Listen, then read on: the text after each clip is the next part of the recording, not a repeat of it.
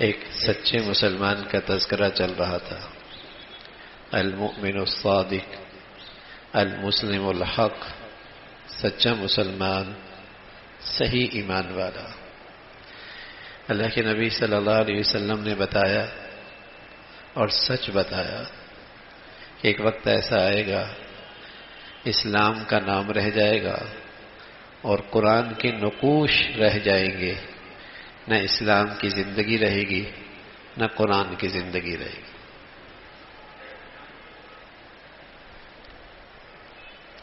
اللہ کے نبی صلی اللہ علیہ وسلم نے جو بتایا وہ سچ بتایا.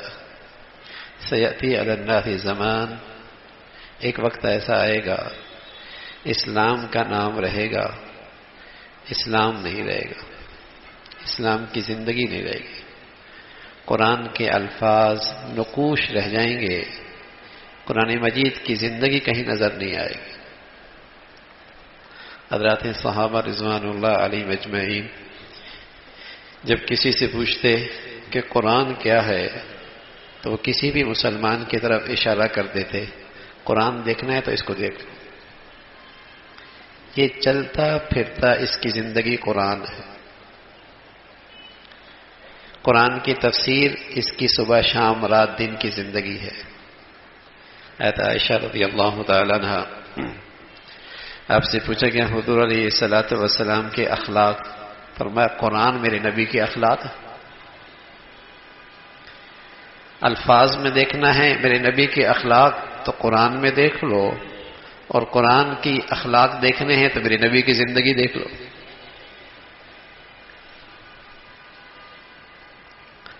چند نابینے تھے، نابینے، ان کا کبھی ہاتھی سے واسطہ نہیں پڑا تھا. نابینے جو تھے پہلی مرتبہ ہاتھی ہاتھ میں آ گئی. اب انہوں نے ہاتھی کا سراپا معلوم کرنا چاہا. ایک نے ہاتھ رکھا تو اس کے سونڈ پہ ہاتھ پڑا، دوسرے نے اس کے بازو پہ، تیسرے نے اس کی ٹانگ پہ. جس کا جہاں ہاتھ لگا، کسی نے پوچھا ہاتھی کیسا تھا؟ ایک کہنے لگا ربڑ کی طرح تھا. اس نے اس سونڈ کو پورا ہاتھی، سراپا ہاتھی سمجھ لیا. نبینے جو تھے جہاں ہاتھ پڑا وہی. کسی نے کہا ایک سیدھی سی چیز تھی، کسی نے دم پہ ہاتھ رکھا، اس نے کہا یہی ہاتھی تھا. تو میرے عزیزوں، مسلمان جب اسلام کے بارے میں نابینے ہو گئے کہ نہ تو اسلام کا صحیح علم ان کے پاس آیا، نہیں انہوں نے اپنے گھروں اور اپنے آباء و اجداد کی زندگی میں صحیح اسلام دیکھا، تو جس کے ہاتھ میں جتنا اسلام آیا اور دیکھا اسے سمجھا سارا اسلام یہی ہے. نبینے جو ہے نہ تو اسلام کو عملی طور پہ صحیح کہیں دیکھا اور نہیں کہیں اسلام سیکھا. اب جتنا ہاتھ آ گیا اس نے دیکھا کہ صرف ابا عید کی نماز پڑھتے ہیں، اس نے سمجھا اسلام اسی کا نام ہے. کسی نے دیکھا ابا صرف جمعہ پڑھتے ہیں، اس نے سمجھا اسلام اسی کا نام ہے. کسی نے سمجھا پیدائش کے وقت کچھ رسم و رواج اسلام کی ہو جاتی ہیں، جب مرتے ہیں تو جنازہ، اس نے کہا اسلام اسی کا نام ہے.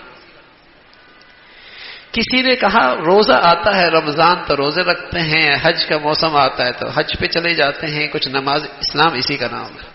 جس نے جس کے ہاتھ میں جتنا آیا اسی نے اسی کو سراپا اسلام سمجھ لیا اور مطمئن ہو گئے. مطمئن ہو گئے. ہر شخص جتنا اس کے ہاتھ میں مطمئن ہے کہ بہت اچھا مسلمان ہے. جمعے والا بھی مطمئن ہے، عید والا بھی مطمئن ہے، اور جس کا سارا دین صرف عبادت تک ہے، نماز روزہ زکوٰۃ، بس وہ بھی مطمئن ہے اپنے اسلام سے. صحابہ رضوان اللہ علیہ مجمعین، ان کے سامنے اسلام کی صحیح تصویر تھی، اور وہ کون تھے؟ محمد رسول اللہ. جب آپ کی زندگی ان کے سامنے تھی اور اسلام کے اس سانچے میں اپنے آپ کو جب ڈھالتے تو رویا کرتے تھے اور کہا کرتے تھے نافق حنظلہ، نافق حنظلہ، حنظلہ تو منافق ہو گیا. رویا کرتے تھے، کیونکہ ان کے سامنے اسلام کا صحیح سانچہ تھا، اور اس میں ذرا بھی اپنے اندر کمی پاتے تو کہتے ہیں نافق حنظلہ، نافق حنظلہ، حنظلہ تو منافق ہو گئے۔ حضرت عمر رضی اللہ تعالیٰ عنہ حضرت حذیفہ سے کہنے لگے جب اللہ کے نبی دنیا سے تشریف لے گئے، حذیفہ میں یہ آپ سے نہیں کہتا کہ اللہ کے نبی نے تجھے مدینہ کے کن منافقین کے نام بتائے ہیں، بس صرف یہ پوچھنا چاہتا ہوں ان میں میرا نام تو نہیں ہے۔ اللہ اکبر، اللہ۔ حضرت عمر وہ ہیں رضی اللہ تعالیٰ عنہ، حضور فرمایا کرتے تھے اگر میرے پاس میرے بعد بھی اگر نبوت کی تقسیم جاری رہتی تو عمر نبی ہوتے، عمر نبی ہوتے رضی اللہ تعالیٰ عنہ۔ ان کے سامنے سراپا اسلام تھا نا، دیکھا تھا انہوں نے اسلام، اسلام اس کا نام ہے۔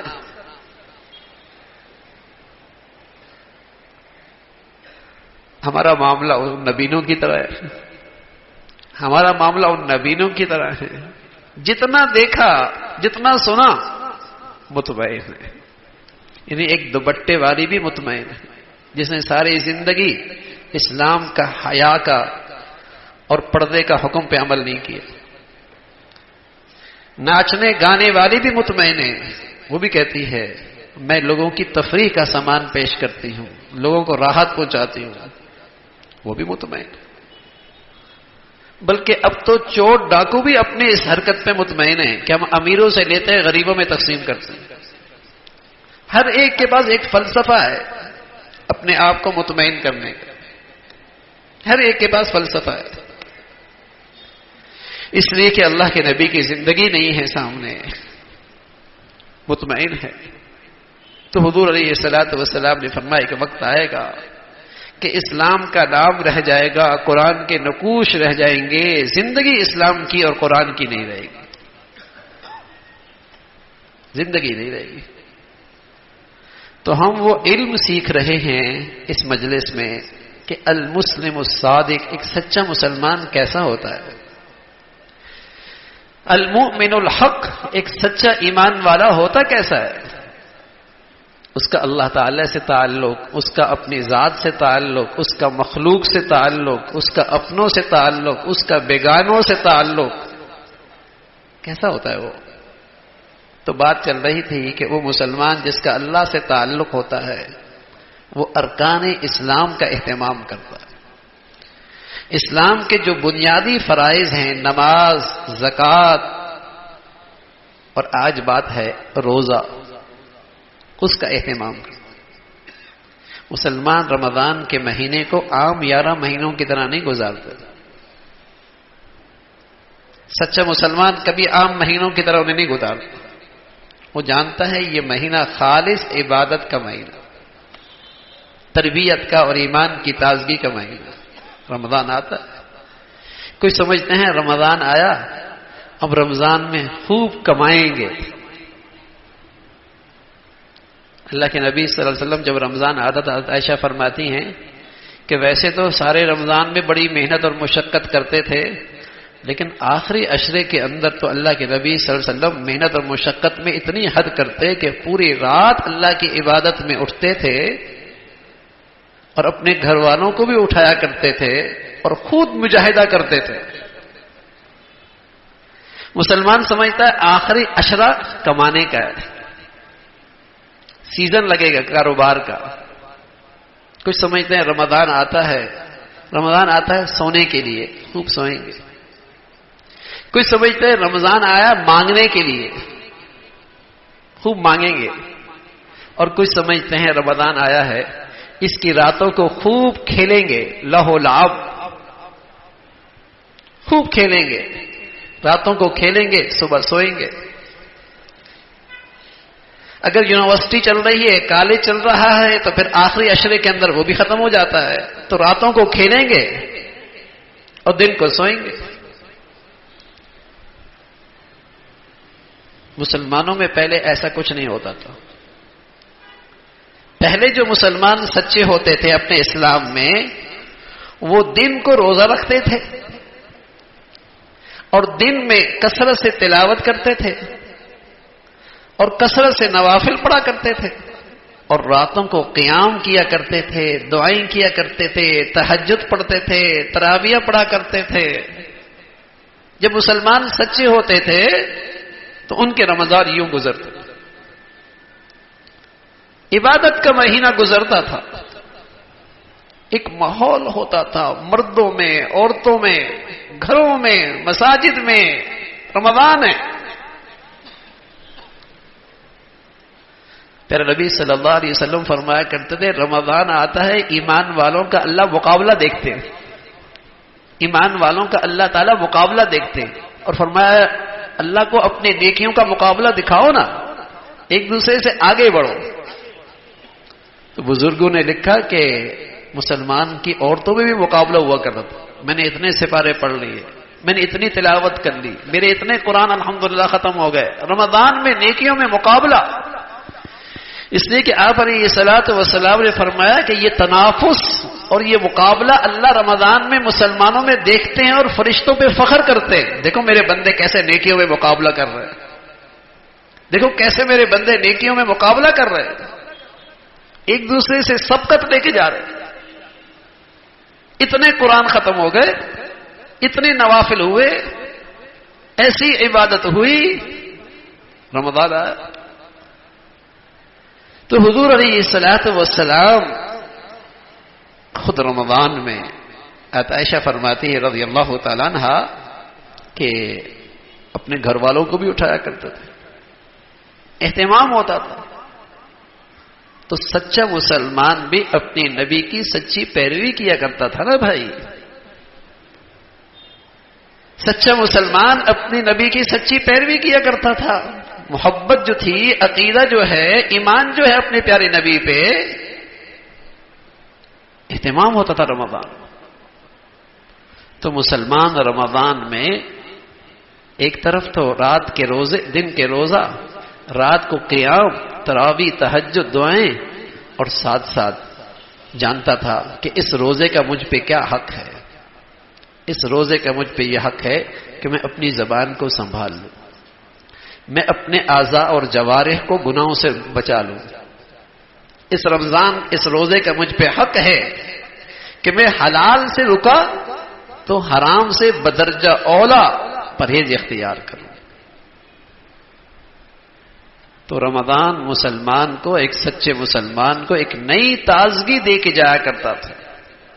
جیسے آدمی کے کاروبار میں سیزن اچھا لگ جائے تو اس کے کاروبار میں ایک نئی تازگی آ جاتی ہے، کاروبار میں جان آ جاتی ہے، اس کے کاروبار میں جان آ جاتی ہے، سیزن لگ گیا، سارا نقصان پورا ہو گیا، ساری کمیاں پوری ہو گئی، ایسا سیزن لگا ہے۔ سبحان اللہ، 11 مہینے میں اللہ کی بندگی میں جو کمیاں، جو کوتاہیاں، جو کمزوریاں رہ گئیں، رمضان کا مہینہ ایسا وصول کیا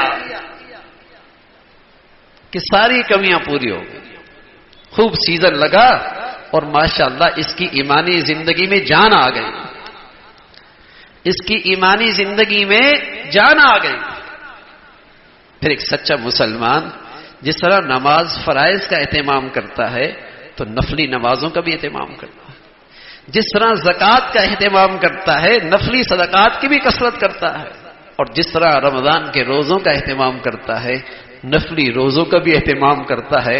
آپ علیہ الصلوۃ والسلام فرمایا کرتے تھے جس نے شوال میں 6 روزے رکھے، رمضان کا روزہ، مہینے کا روزہ رکھا، اس نے ایسا جیسے پورے سال کے روزے رکھے۔